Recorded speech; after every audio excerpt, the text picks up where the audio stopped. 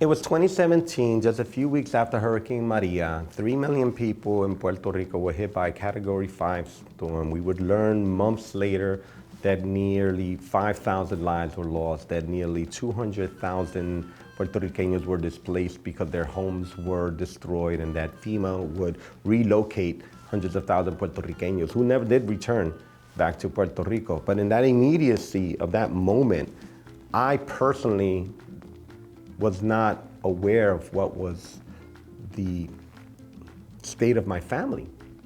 How were they doing? How were they surviving? How were they faring? And I arrived at the New York Comic Con late because my mind was just not there, was not focused. And I was set to do my 4-day event, and I'm pushing through an incredibly dense crowd to get to my table. Now, Artist Alley is the part of the Comic Con which typically doesn't draw as much traffic as the main floor, where it's celebrities or the new products that are being introduced, from video games to toys. Even though Artist Alley consists of the creatives that created this industry, but for some reason there were just hundreds, if not thousands of people between me and my table. And I finally make my way to the table, and there's a volunteer for the event waiting there. And I express my kind of confusion, like, why are there so many people here? Like, this is crazy, the amount of traffic. And he looks at me incredulously and he says, they're here for you, Edgardo. They've been waiting for you. And I look back, some people had Puerto Rican flags, some people were recognizing me, pointing.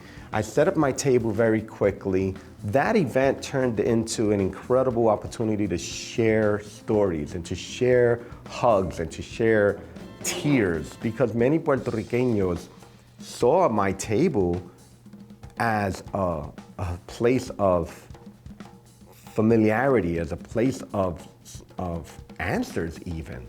And one of those who were actually waiting to speak to me was Dan DiDio, who at the time was co-publisher of DC Comics. And Dan DiDio is married to a Puertorriqueña, and there he is. When you're in the industry, you know who people are. You don't know them personally, but you know them by face. And I look into the crowd and I recognize him. And not only did I recognize his face, but he's wearing like a world major, the World Baseball League hat of the Puerto Rican team. And I'm like, oh my gosh. And I'm like singling him to come forward. And he's like, no, I'm good. He waited an hour before he got to the table. And at that point in 2016, I had only published one book, which was Borinqueña #1. And he's flipping through my book, as a typical publisher editor would do. And it's kind of like getting into the production value, getting into the layout. And occasionally looks up at me and looks at the book and finally starts asking me, you did this? You did this book? And I was like, yeah, I produced the entire thing. Now, anybody else in any industry, when they had that opportunity, where a studio head or any major executive, you think, this is my chance. I can pitch the best Batman story that they've never heard. I can pitch the best Wonder Woman series that's never been published. But at that moment, all I was worried about was my family. All I was worried about was all of these stories that all of these other Puerto Ricanos were sharing with me during this event. And what immediately came to mind and came out of my mouth was, what are we going to do for Puerto Rico? And he was taken aback by this kind of like audacious statement that I just made. But that would lead to an incredible collaboration that within days of that event brought me in a legal contract with DC that gave me complete access to their entire catalog of characters, that gave us complete access to artists and writers who were exclusive to DC, but if they were available and interested, were allowed to work with us exclusively on this project. The book would become a #1 bestseller on Amazon for 4 months straight.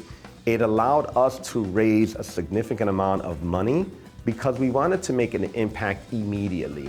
My partner, Edgardo Miranda, would establish what we now refer to as the La Borinqueña Grant Awards. And she had the vision back then to not take this money and just donate it to a larger corporate nonprofit. Oftentimes, when there's a crisis, a cataclysmic event, the human spirit, the human identity, the human nature is just immediately fundraise and donate. But that is not sustainable. And oftentimes these larger nonprofits kind of like acquire all of the funds and all of this attention. But there have been some stories that have been revealed in terms of like, where does the money actually go? So Kyung had this idea, why don't we vet and do the work and find grassroots organizations in Puerto Rico? And once we find them, why don't we give the money directly to them? And why don't we use this money that we've raised as a pot and draw from it and give grants? Now, many people, when they talk about Puerto Riqueños, they always speak about our resilience, particularly after all of these natural disasters or economic disasters, the humanitarian issues. But the one thing I love to speak about being Puerto Riqueño that often isn't spoken enough is how resourceful and how creative and how we're able to like stretch that one little dollar so far, right?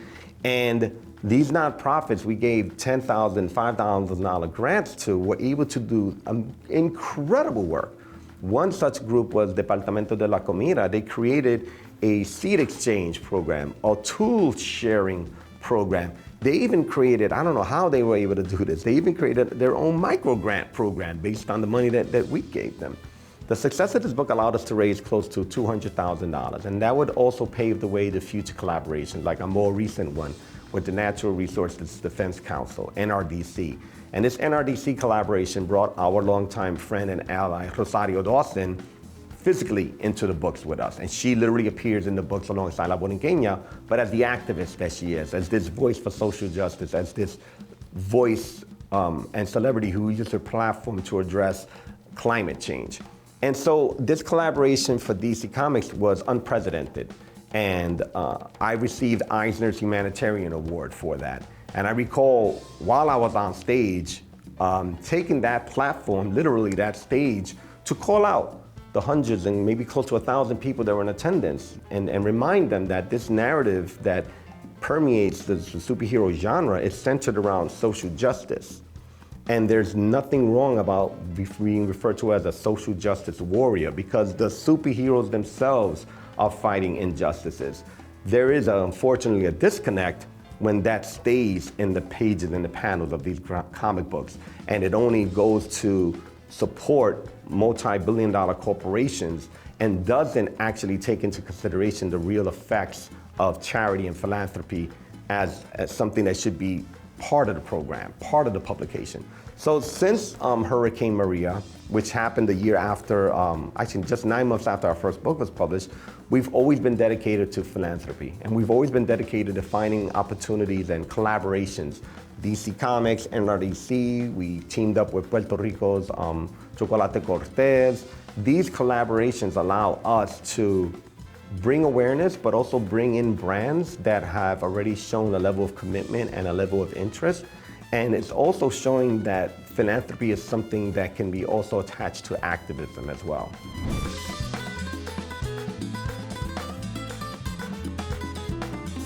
I've been fortunate to be embraced by many Puerto Riqueños in Puerto Rico because there already exists a thriving comic book scene. But similar to this phrase that's often thrown around that, you know, nothing can kind of exist outside of this island, and given the fact that Puerto Rico are a series of islands, that is a reality. This industry doesn't actually export itself into the rest of the United States and into the rest of the world. Given that the character that I've created is literally named after Borinqueña, literally named after the national anthem of Puerto Rico, I personally feel a responsibility to connect to Puerto Rico beyond the philanthropic work, but in the artistic community. I've brought in artists to work on our projects to give the book what I feel is the authenticity that it merits. It's like when Bad Bunny says that we need, many people want to be like us, but they lack the sazon. Well, I make sure that we have sazon in all of our pages with the level of talent that we engage with to make sure that the voices are authentic. I'm 52, so I don't sound like a 19-year-old Puerto Rican in Puerto Rico. Even though Marisol is from Brooklyn, the Puerto Ricans that she's interacting with are from Puerto Rico. And although many Puerto Riqueños speak fluent English, they still have their own very particular specific slang. That's why you have BuzzFeed articles that are constantly coming out that are trying to provide Puerto Rican glossaries for listeners of reggaeton. Well, Keeping a roster of Puerto Rican artists allows us to make sure that this project isn't just a fabrication of my imagination, but more of a publication that's connected to a generation that is actually really involved and really aware of colonial life.